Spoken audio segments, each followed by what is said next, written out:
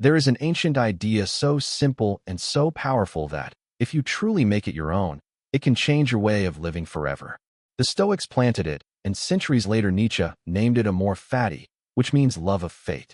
And listen closely, we are not talking only about accepting what happens to you with clenched teeth, nor about resigning yourself like someone swallowing a bitter medicine. We are talking about something far greater and far rarer. Embracing everything that happens to you, including the painful, the unjust, the things you would never have chosen, and turning it into fuel. Not merely enduring your life, but loving it whole, with its blows and its shadows. It sounds almost impossible, I know. But it is precisely this love of fate that is the silent secret of the most unbreakable minds that have ever existed. Whoever learns to love what happens to them becomes free, because nothing external has the power to break them anymore. In this video, we are going to see 6 reasons why loving your fate, instead of fighting with it, makes you freer, stronger, and practically unstoppable. 6 reasons to stop battling against your own life and start using it in your favor. So get comfortable, take a deep breath, and let us begin now with the first one. The first reason to love your fate is that resisting what has already happened only adds suffering to what is inevitable. Think about it calmly. When something has already occurred, that thing belongs to the past, and the past is as solid as granite. No complaint, no sleepless night, no clenched jaw will move it a single millimeter. And yet we spend hours fighting with facts that cannot be changed, like someone pounding a wall expecting it to shift. Marcus Aurelius reminded himself every morning, accept the things to which fate binds you. Accepting does not mean surrendering or standing still. It means you stop spending your energy on a war you cannot win, the war against what already is. There are 2 kinds of pain in every blow life delivers. There is the original pain, the fact itself, and there is the pain you add on top by rejecting it, by repeating to yourself that it should not have happened. The first is sometimes unavoidable. The second is optional, and it is usually the one that destroys you the most. Loving your fate begins by letting go of that second pain.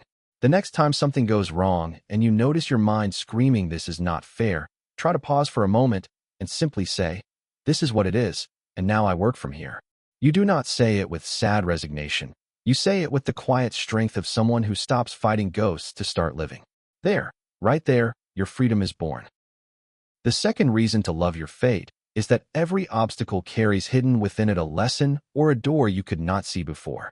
The Stoics had a beautiful idea for this. They said that the impediment to action advances action, that what stands in the way becomes the way. It sounds like wordplay, but it is one of the most practical truths there is. What blocks you today is, almost always, exactly what you need to pass through in order to grow. The wall you curse is also the one direction you have not yet looked. Think of anyone you admire. Behind their strength, there is almost never an easy life. There is a series of obstacles that force them to invent a way out, to develop a patience, a skill, a depth they would never have gained in comfort. The problem was their teacher. Loving your fate means trusting that this is also true for you, right now, in the middle of what is hard. You do not have to pretend the blow is pleasant. You only have to ask yourself, honestly, what door it hides. What is this teaching me? What opens here that was closed before? The next time you crash into an obstacle, instead of asking why me, try asking what for. That tiny one-word difference turns the victim into a student, and nothing stops a student for very long. Fate does not block your path. Sometimes fate is the path. The third reason to love your fate is that you do not control what happens to you, but you fully control how you interpret it. Epictetus, who was born a slave and lived with a crippled leg, carved this with a clarity that still cuts the air. It is not things that disturb us, but our opinions about things. Between the event and your suffering there is always a space, and in that space lives a judgment of yours. Rain is neither good nor bad. It is one thing for the farmer who waits for it, and another for the traveler who curses it. The fact is the same. What changes is the meaning you place on top of it. Here is your true power, and it is enormous, because almost everything else slips through your fingers. You do not choose most of the things that happen to you, but you choose the story you tell about them, and that story is what truly decides how you feel and how you act. The very same loss can be the end of everything or the beginning of something, depending on the frame you view it through. Loving your fate means taking hold of that frame on purpose, instead of letting fear write it for you. The next time something strikes you, watch the first story your mind tells automatically, almost always the darkest one. and ask whether there is another equally true and more useful way to see it. You are not fooling yourself, you are choosing. And the one who chooses the meaning of his life is already free. The fourth reason to love your fate is that complaint weakens you while acceptance gives you your power back. Notice what a complaint really does on the inside. Every time you lament something you cannot change, you spend a portion of your vital energy feeding a problem without even touching it. Complaining feels active. It looks like you are doing something, but it is actually the most passive posture there is, because it hands your peace over to the outside world. While you complain, the world commands and you obey your own discomfort. Seneca saw it coldly. How miserable is the mind anxious about the future and wretched before misfortune even arrives. Complaint creates a second misfortune on top of the first, one that lives only inside your head. Acceptance does the opposite. The instant you stop protesting and say, all right, this is real, you recover the energy you were burning and put it where you can actually use it on the next step. It is not that accepting is comfortable, it is that it is effective. The one who accepts sees the ground as it is and decides his move. The one who complains keeps arguing with ground that does not listen. Loving your fate means choosing, again and again, to be the one who acts instead of the one who protests. The next time you catch yourself complaining, cut the sentence in half and replace it with a question. What can I do right now with this? There your energy stops leaking and returns whole to your hands, which is exactly where you need it. The fifth reason to love your fate is that your worst experiences are precisely the ones that forge your character. No one becomes strong in absolute calm. Muscle grows when it is demanded of. The tree puts down deep roots because the wind shakes it, and steel becomes a blade only after passing through fire and hammer. Your inner self works the same way. Easy times are pleasant, but they rarely teach you who you truly are.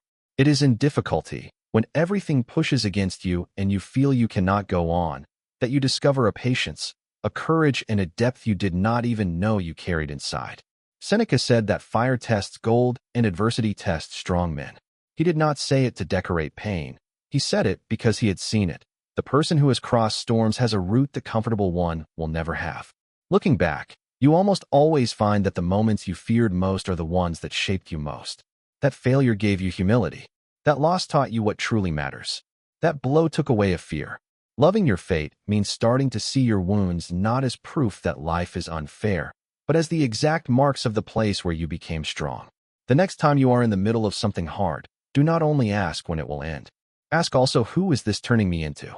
Because the fire that now burns you is, very likely, the same fire forging the best version of you. The sixth and final reason to love your fate is that this love gives you a peace nothing external can break. Think about where your unease usually comes from. It almost always arises from wanting reality to be different from what it is. That this had not happened, that were another way, that the future would bend to your plans. As long as your peace depends on things turning out the way you want, it will always hang by a thread, because the world has not promised to obey you. But when you learn to embrace whatever comes, whatever it may be, that thread is cut and your peace stops depending on the outside. This is what Nietzsche, taking up the torch of the Stoics, called Amor Fati, love of fate. To not wish anything to be different, neither backward nor forward, but to love it. It is the state of the one who is no longer at war with his own life. Imagine for a moment waking up without that constant fight against what is, receiving each day, the good and the hard, as part of your path. That is not coldness or indifference. It is the highest form of strength. A serenity no blow can tear from you, because you no longer ask the world to be different in order to be well. Loving your fate means, in the end, to stop begging for perfect conditions and to find solid ground within yourself. The next time life surprises you, instead of tensing up, try saying, welcome, this too. There, when you accept the whole, you find a peace nothing can ever take from you. We have walked through 6 reasons to love your fate. That resisting only adds pain. That every obstacle hides a door. That you choose the meaning of what happens to you. That complaint weakens you and acceptance gives you power. That the fire forges your character. And that this love gives you a peace nothing can break. You do not need to wait for tomorrow or for your life to be perfect. You can begin today, right now, with whatever is in front of you. The next time something goes wrong, instead of fighting it, try saying, welcome, this too, and watch what door it opens. Loving your fate does not make you passive, it makes you unstoppable. If these words have served you, Hit like and subscribe for more Stoic wisdom every night. I will be waiting for you here tomorrow. Take care of your mind, embrace your path, and rest in peace.